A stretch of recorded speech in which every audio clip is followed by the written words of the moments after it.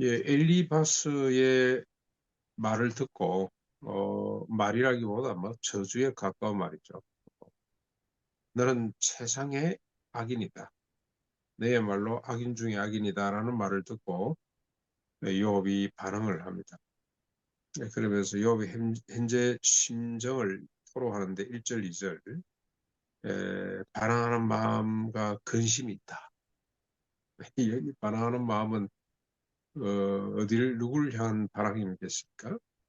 친구들도 친구들이지만 하나님에 대해서 원망, 반항하는 마음, 그러면서도 근심이고, 왜 그러냐? 자신이 받는 재앙이 탄식보다 무겁기 때문에 그렇다. 예, 뭐 그냥 여러 번역본이 있습니다만, 우리 말대로 그냥 한번 보겠습니다. 자신이 받는 재앙이 지금 너무 무겁기 때문에, 왜 그런지 모르겠지만 너무 무겁기 때문에 내 마음속에 원망과 반항과 근심하는 마음이 막 뒤섞여 있는 겁니다. 그러면서 욥의 탄식과 확신이 쭉 뒤에 3절부터 나오는데, 어떻게 하나님 앞에 자신의 고통을 고소하며 주님의 음성을 알아듣고 깨달을 수가 있을까? 제발 좀 하나님의 뜻을 좀 내가 알았으면 좋겠다고 탄식하고 있습니다. 그러면서 하나님은 큰 권능을 가지신 분이라 나와 다투시겠나마는 하나님께서는 반드시 내 말을 들으실 것이다. 왜 그러냐? 내가 정직하기 때문에. 네, 그런 확신도 갖고 있습니다. 그러면서 자신의 지금 상황을 또 토로하는데 8절 9절입니다. 앞으로 가도 뒤로 가도 왼쪽 오른쪽으로 가도 하나님이 계시지 않고 만날 수가 없다. 정말로 답답하다 하는 자신의 심령을 잘 토로하고 있고요. 그렇지만 욥이 가지는 소망과 확신이 쭉 10절부터 쭉 10절부터 17절까지 비록 하나님의 뜻을 아직도 몰라 두렵지만 내가 가는 길을 하나님이 아신다. 그래서 나를 단련한 후에 순금같이 정금같이 나오게 할 것이다라는 확신을 갖고 있습니다. 무슨 근거로 이런 말을 하냐? 그가 밝혔는데 내 발이 치우치지 아니했고 그의 그럼 하나님의 걸음을 똑바로 따라갔고 내가 그의 입술의 명령을 어기지 않았기 때문이다.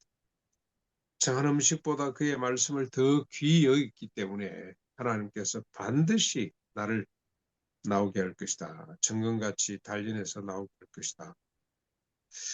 이 대목은 참 욥의 그참 뛰어난 점이라는 생각이.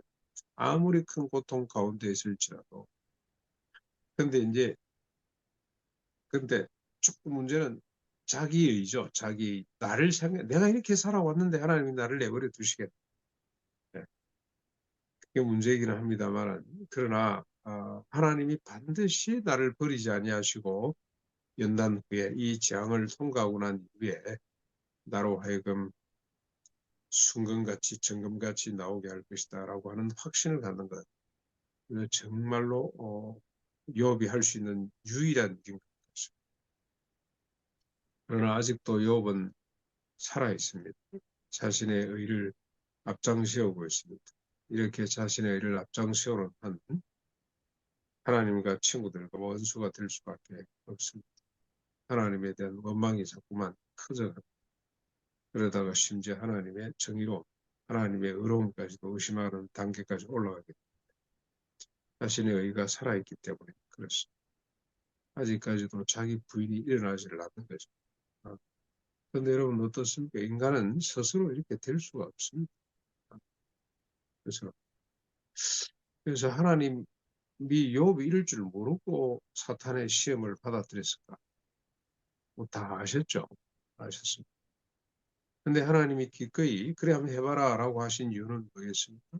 욥을 생각한다면 이 과정이 욥에게는 큰 축복의 통로. 욥 자신이 이룬 의는 하나라면 하나, 반쪽이죠, 반쪽. 하나님이 주시는 의는 두 개입니다. 온전한 겁니다. 그 하나님의 은혜를 깨닫도록 하기 위해서는 이런 과정이 필요했는데 하나님이 사탄의 제안을 오히려 역으로 이용하셔서 욥이 어떤 인간인지 자기 의가 어떤 한계가 있는지를 드러내 보여주시는 도구가 되었으니 얼마나 감사합니까? 그렇죠? 그런 계기가 되어서 감사할 수밖에 없습니다.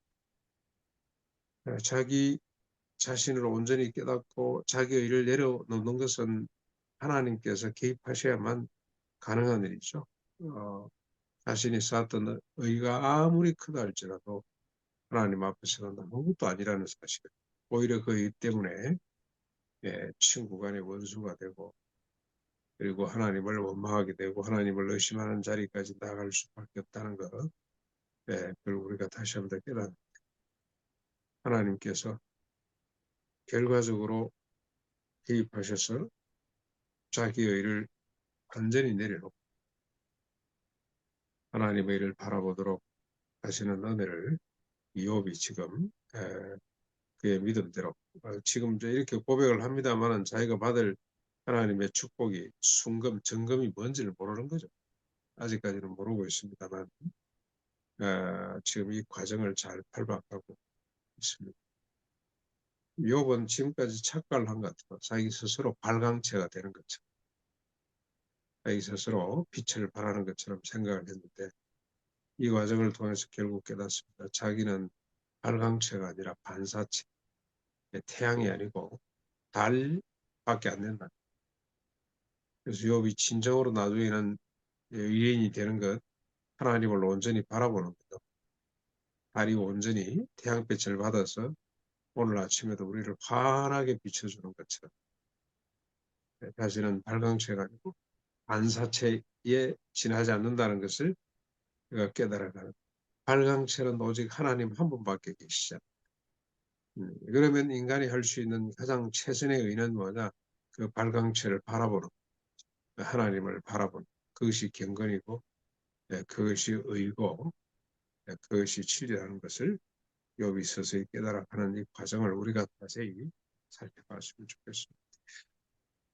오늘도 우리는 거듭난 성도로서 자기 의가 아니고 하나님의 의, 이를 온전히 바라보며 그 의로 살았던, 이 달빛만 해도 얼마나 밝습니까? 달빛을 보는 것 정말 아름다워요.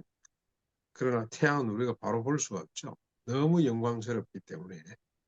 그런데 하나님의 사람들은 이 세상에 달빛처럼, 그래서 자신의 하나님이 주시는 의를 비춰주는 역할, 그게 오늘 우리가 할 일인데, 다시 말하면 자기 의가 아니고 하나님의 의를 바라며 살아가는 하루가 되었으면 좋겠습니다.